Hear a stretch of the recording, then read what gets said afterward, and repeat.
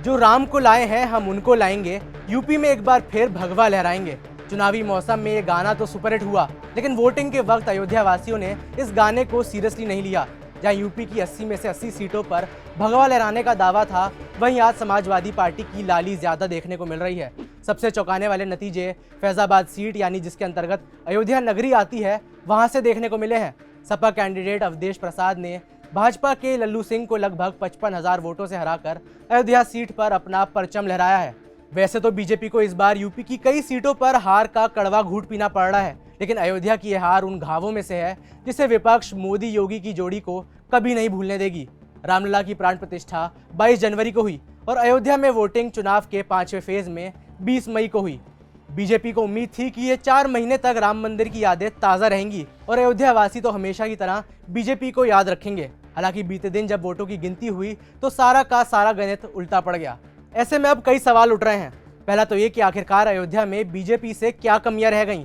दूसरा ये कि अखिलेश यादव ने ऐसी क्या स्ट्रैटेजी बनाई जिसे जनता ने बीजेपी को नकार दिया। चिंतन मंथन के बाद कुछ जवाब सामने आ रहे हैं। जानकारों की माने तो बीजेपी की अयोध्या हार की सबसे बड़ी वजह बीजेपी में आई फूट थी। भाजपा ने अयोध्या में 2 बार से सांसद जीत रहे लल्लू सिंह को प्रत्याशी बनाया, लेकिन राम मंदिर की आंधी में कार्यकर्ताओं का फीडबैक नहीं लिया। यही वजह रही कि भाजपा से सचिदानंद पांडे जैसा युवा नेता टूट गया।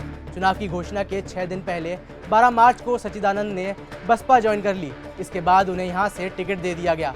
चुनावी मैदान में उतरने के बाद सचिदानंद को यहां से 40,000 से ज्यादा वोट मिले। एक चर्चा ये भी है कि बीजेपी ने राम मंदिर को ज्यादा तवज्जो दे दी और वो लोकल मुद्दे भूल गए। बताया जा रहा है कि जमीन अधिग्रहण के बाद से लोगों में काफी गुस्सा था। अयोध्या में राम मंदिर के बाद सबसे ज्यादा चर्चित मुद्दा जमीन अधिग्रहण का रहा था। यहाँ नए घाट से राम मंदिर तक सड़कों को चौड़ा करने की प्रक्रिया की गई। सड़क के दोनों तरफ के घर और दुकानों को इसमें तोड़ दिया गया। कई लोगों की जमीन का अधिग्रहण हुआ। मंदिर बनाएंगे, मस्जिद बनाएंगे, लेकिन गरीब का झोपड़ा तोड़ के कोई भगवान नहीं खुश होगा। उसमें भगवान नहीं बैठेंगे। किसी गरीब का झोपड़ा तोड़ के उनको बेघर करके भगवान भगवान नहीं बनाएंगे। जो लोग सदियों से यहाँ पर बसे थे, उनका आशियाना टूट गया। जानकारों की माने तो जिस तरह से अयोध्या में विकास के लिए जमीन का अधिग्रहण किया गया, उसे लेकर जनता में काफी नाराजगी रही और इसका असर चुनावी नतीजों पर भी देखने को मिला। इस सब के बीच 2 बार के सांसद रहे लल्लू सिंह के खिलाफ भी काम ना करने और जनता की आवाज ना उठाने का आरोप लगता रहा। लल्लू सिंह 2014 और 2019 में सांसद रहे, लेकिन बताया जा रहा है कि वो तो ना कभी जनता के बीच आए और ना उनके बीच कभी पहुंचकर विकास के काम में रुचि दिखाई। वो सिर्फ पीएम मोदी के चेहरे पर चुनाव लड़ रहे थे। इतना काफी नहीं था तो सबके बीच लल्लू सिंह का एक बयान भी वायरल हो गया, जिसमें उन्होंने कहा कि 400 सीटें इसलिए चाहिए है क्योंकि संविधान को बदलना है।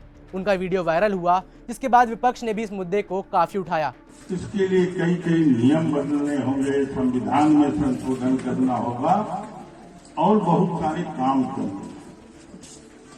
सरकार तो 272 तो भी बन जाती है, लेकिन 272 की सरकार संविधान में संशोधन नहीं कर सकती। उसके लिए 2/3 बहुमत से अधिक सीट या नया संविधान बनाना। अंत में पीएम मोदी को डैमेज कंट्रोल के लिए आना पड़ा। पीएम ने कहा कि अगर बाबा साहब अम्बेडकर स्वयं उतर आए तो भी संविधान नहीं बदल सकते।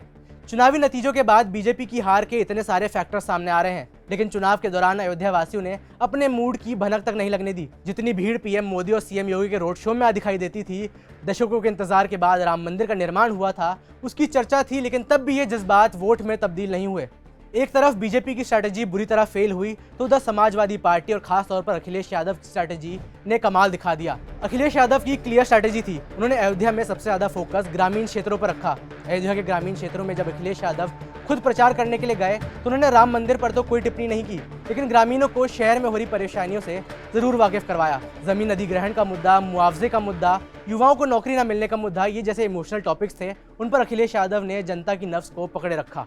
अयोध्या की जनता का दुख दर्द आपने भी समय समय पर देखा होगा।